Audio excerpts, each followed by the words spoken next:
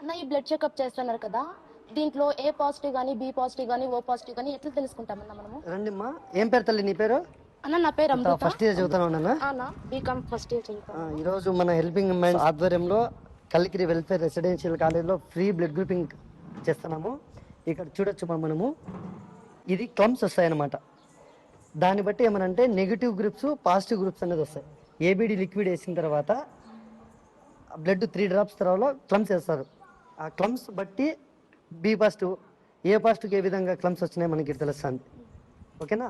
ఓ పాజిటివ్కి ఎట్లా క్లమ్స్ వస్తాయో తెలుస్తాయి. ఈ క్లమ్స్ కోడ్ని బట్టి ఏంటంటే ఏ గ్రూప్ ఏమనేది తెలుస్తుంది. ఏబి పాజిటివ్కి ఈ విధంగా వస్తాయి.